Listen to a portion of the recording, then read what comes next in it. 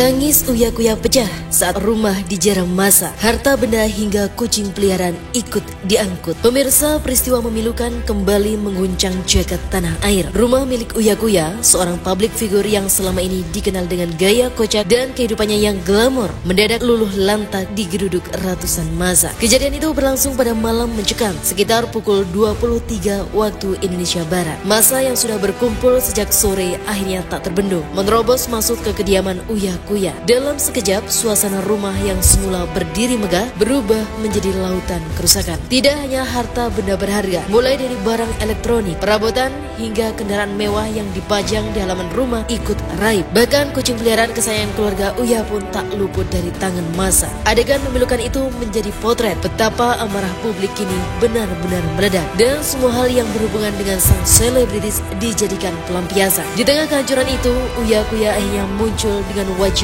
penuh tangis. Ia meminta maaf kepada publik dengan suara bergetar, memohon pengertian dan ampunan. Peristiwa ini menjadi cerminan bahwa di balik gemerlap dunia hiburan ada luka sosial yang menganga. Amarah rakyat yang sudah lama terpendam kini mencuat, dan selebriti yang selama ini menjadi sorotan publik pun akhirnya tak mampu menghindar.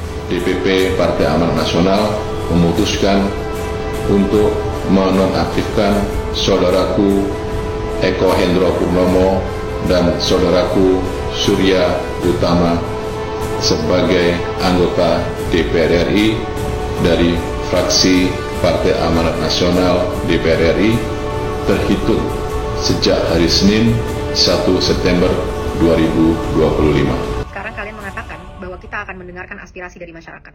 Kita akan melaksanakan aspirasi dari masyarakat tanpa menjelaskan aspirasi apa yang kalian maksud, aspirasi apa yang kalian dengar dari masyarakat. Sudah terlalu banyak kata-kata kosong, janji-janji kosong yang dilemparkan kepada kita semua dan tidak ditepati.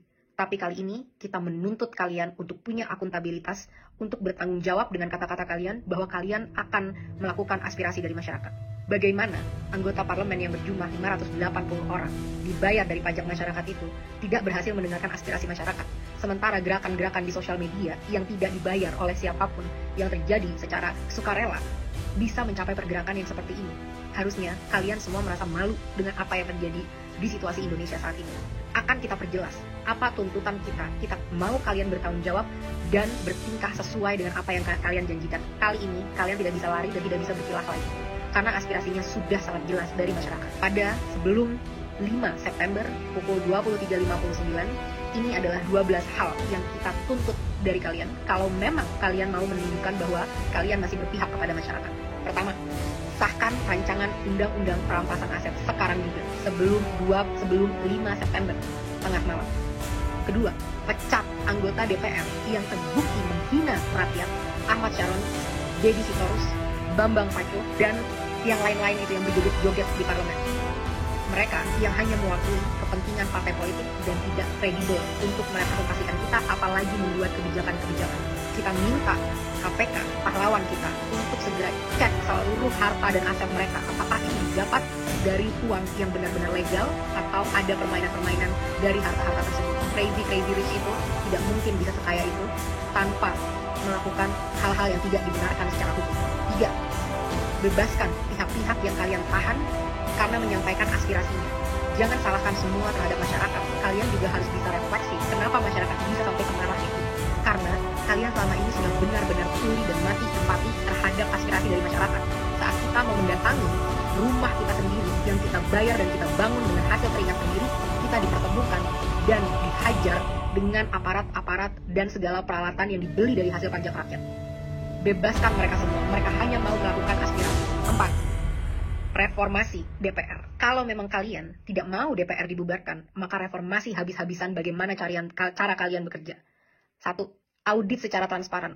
Apa isi dari anggaran 9,6 triliun per tahun di tahun ini dan tahun depan? Apa itu? Setiap sennya kita mau tahu dengan jelas. Dan setelahnya, setelah 7 hari, kita mau kalian laporkan penyerapan anggarannya setidaknya setiap bulan kepada rakyat. Kita mau tahu apakah investasi kita itu benar-benar membuktikan dan memberikan kesejahteraan, atau ini semua hanya investasi bodong untuk kepentingan-kepentingan pihak-pihak tertentu. 2. Rampingkan segala anggaran. Tidak ada tunjangan-tunjangan ini, itu, tunjangan beras, dan lain sebagainya. Dan rampingkan jumlah anggota DPR. Bersihkan DPR dari pengkhianat-pengkhianat rakyat, pengkhianat-pengkhianat bosnya sendiri. Potong semua anggaran yang tidak urgent untuk kesejahteraan masyarakat. Rapat-rapat, kunjungan kerja ke luar negeri, patwal, dan semua itu tidak ada hubungannya dengan kesejahteraan masyarakat. Hentikan budaya gila hormat, karena kalian semua adalah karyawan. Bertingkahlah seperti karyawan. Ketiga, tolak mantan napi korupsi sebagai anggota DPR ataupun anggota BUMN. Tidak ada lagi penghargaan terhadap pengkhianat bangsa yang merampok kekayaan rakyat. 4. Hapuskan semua perlakuan istimewa yang menciptakan kesenjangan antara rakyat dan parlemen, yang membuat parlemen mati empatinya dan tidak mampu membuat kebijakan yang berpihak kepada rakyat. Contohnya, bayar pajak tidak boleh lagi ditanggung oleh APBN, harus ditanggung oleh individu. Kita tidak mau lagi melihat ada pengawalan khusus terhadap anggota parlemen. Mereka harus bertingkah layaknya masyarakat. Semua hidup kita urgent, apalagi kita yang bayarin gaji kalian dan infrastruktur dan operasional keberlangsungannya negara ini. Kita yang lebih penting dibanding kalian. Transportasi, tidak ada tunjangan mobil, cukup tunjangan untuk naik transportasi umum. 4. Hapuskan pensiunan seumur hidup bagi para anggota-anggota DPR yang masa kerjanya hanya 1 periode. Kita tidak mau lagi membayari mereka sampai akhir hayat kalau memang mereka tidak mau mengabdi dengan tulus kepada masyarakat.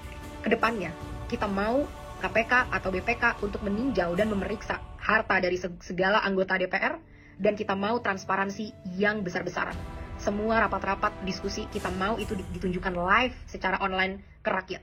Bahkan kalau bisa, rakyat harus selalu boleh masuk ke gedung DPR untuk mendengarkan dan melihat apa yang karyawannya sedang lakukan. Kelima, tunjangan gaji dan tunjangan-tunjangan yang lain, total take home pay, total yang bisa kalian bawa pulang, tidak boleh melebihi 5 kali upah minimum UMR nasional dari masyarakat. Harus jelas kemana setiap anggaran-anggaran ini, dan kita mau jelas berapa yang diterima. Tidak boleh lagi ada kesimpang siuran yang berkata ada yang menerima segini, segitu, dan lain sebagainya. Harus jelas berapa yang diterima sebagai take home pay, kita harus tahu itu. Keenam, tetapkan KPI, Key Performance Indicator, yang terukur bagi anggota DPR sebagai standar kinerja. Berapa RUU yang harus kalian sahkan, berapa RUU prioritas, dan lain sebagainya, harus dengan aturan yang jelas.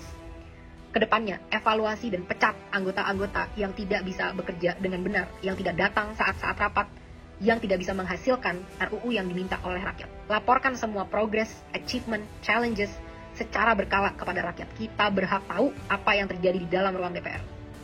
7. Audit secara menyeluruh terhadap BUMN untuk memastikan profitabilitas. Kalian bisa tahu apa yang kira-kira mau diambil untuk ini, tapi BUMN kita rugi puluhan triliun setiap tahun, satu BUMN. Saat banyak BUMN-nya berapa ratus triliun yang dirugikan oleh BUMN ini. Benar-benar tidak capable dalam memanage usaha badan milik negara. Karena komisarisnya hanyalah untuk tukar-tukaran kursi, negosiasi, kekuasaan dari partai politik, tapi bukan diisi oleh orang-orang yang kredibel di bidangnya. 8. Batalkan rencana kenaikan pajak yang sudah sangat memberatkan masyarakat, termasuk rencana kenaikan BPJS kepada masyarakat. Berhenti mencekik dan memeras kita, saatnya kalian bekerja. 9. Adili pembunuh pahlawan kita, Afan, seberat-beratnya. Aparat harus tahu konsekuensi apabila mereka menggunakan power di jalan yang salah. Negara harus menanggung dampak dari semua ini, karena semua ini terjadi karena kegagalan kalian menanggung keluarga dari Afan. Lengserkan Kapolri. Kapolri telah gagal memberikan komando untuk melindungi masyarakat. 10. Berikan standar gaji yang layak terhadap pahlawan bangsa kita, guru-guru di Indonesia, termasuk juga nakes-nakes di Indonesia. 11. Reformasi kinerja kepolisian habis-habisan. Mereka harus profesional, berpihak dan berempati kepada rakyat, punya kemampuan emosi yang baik, sehingga tidak menyalahgunakan senjata sebesar itu yang mereka punya. Mereka di sini untuk melindungi rakyat, bukan untuk membela kepentingan penguasa. Saat kasus-kasus terjadi, banyak banget yang loyo, lama, dan lain sebagainya. Tapi saat itu tentang demonstrasi, betapa canggih alat-alat yang kalian punya. Betapa banyak amunisi yang kalian punya untuk ditembakkan kepada masyarakat yang membayar gaji mereka setiap hari. Reformasi ini semua. Aspirasi sudah sangat jelas. Kalian punya 7 hari untuk bisa mewujudkan ini, kalau memang kalian pantas memegang kedaulatan rakyat.